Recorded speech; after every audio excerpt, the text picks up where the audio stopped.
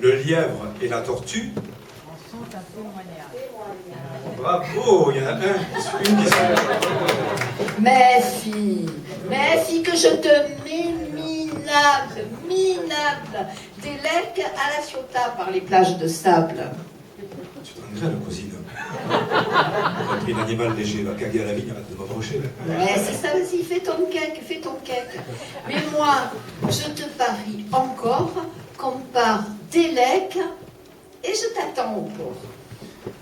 Ainsi fut fait. D'une rafale de calache, on donne le départ. La tortue s'arrache, mais pas l'autre bâtard. Le lièvre n'avait que quelques bons à faire. Madame Gatz, dit-il, t'avais dit à la mère, tiens bon, bonne affaire. Lord pêcheur se décarcasse, coulant l'eau sous sa pauvre carcasse. Et en plus, tu le crois, toi, que jour de championnat, je m'en pègue pas les ragnagnas. Lapinou sur la plage, lui, rentre dans l'eau, il ressort, il donne le vire-vire avec ses estrambors. Après le bain, dit-il, je chope un rataillon, pas d'embrouille, cocagne pour doubler l'autre tremblon. Le rataillon finit un petit pénéquet, car le chant des cigales, bien sûr, va la suquer. Mais l'autre fondu, toujours à la cavale. Il espèche la tortue qui s'approche du port. Mais lui, trop fier, il attend encore. Je ne vais pas, dit-il, perdre la figure, vaincre sans effort la lente créature. Mais quand il vit qu'à l'arrivée, bientôt elle parvint, oh putain, collègue. Mais tous ses élans furent vains. La tortue toute estrancinée, estramassée, escagassée, au même chevet, elle a serré la main. Pour le lièvre, elle n'eut que ses paroles. Toi, le stupide de la cardiole, à quoi le te servent tes quiboles? En plus, toi, Monsanto, t'as pas le cabanon sur les épaules.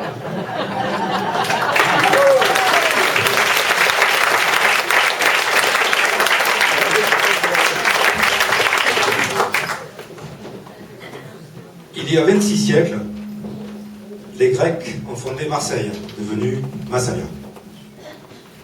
La légende de Gyptis et Protis. De fossés un matin, de courageux marins empruntèrent la mer, direction l'univers. Embarqués sur des trières, ces jobastres pêcheurs cherchaient un coin abrité, afin d'y fonder leur cité. À la grande Artémis, déesse protectrice des chemins et des ports, ils confièrent leur sort.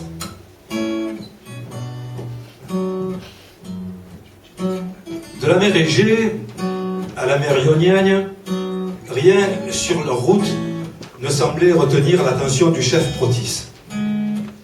Ni les côtes latines, ni le rocher de Monaco, ni même les belles indigènes barbotant dans la baie de Saint-Tropez. En vue du petit port des Goudes, Protis persista. Mais non, it's no good. Souquant alors à perdre haleine, nos grands et vigoureux Hélènes, au large de Saint-Cassien des plages du prophète, se mutinèrent. Putain, mais c'est quand qu'on s'arrête? Protis. Oh, c'est la pause anisette, branleur que vous êtes. Craignant du caïd d'une filade, ils rament encore, longeant la rade. Quand soudain, fâche de con, ils découvrent le Lacido. Quelques barcasses glissaient, tranquilles, d'un bord à l'autre, sur une mer d'huile. Des sécobriches sans manière faisaient du plat aux poissonnières, et d'autres ligures, sous les pinces, sifflaient des moules et des oursins. Une princesse, nommée Gyptis, préparait olives et pastis, quand son père, le roi Nan, s'affairait autour d'un tian. Car ce soir, c'est la fiesta des Suds, où la minote choisira et mettra son grappin dessus. Un Gaulois de bonne aloi. Habillé d'une courte jupette, Protis s'invita à la fête.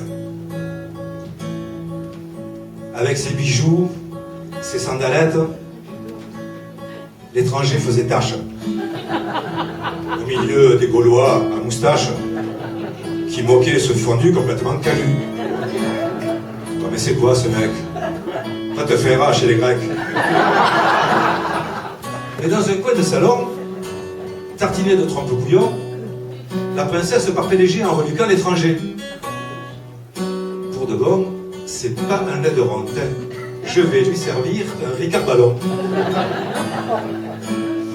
Protis, observant la girelle, ouvrit bien grand ses parfums. Par tout atis, qu'est bombasse cette gyptis, je choperais bien ce 06. Ni une ni deux, il s'attache les cheveux, se lance dans un sirtaki, et le brave Ronan, conquis, la main de sa fille lui offrit. Fertiles furent leurs épousailles.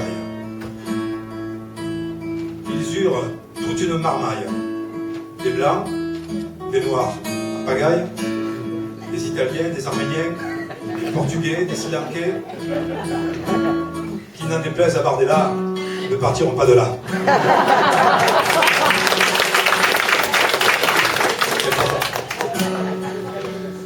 Devenus vieux et toujours novi, nos amoureux tout ébahis, en contemplant leur massalia, s'extasièrent. Putain, mais oh, y a rien là-haut.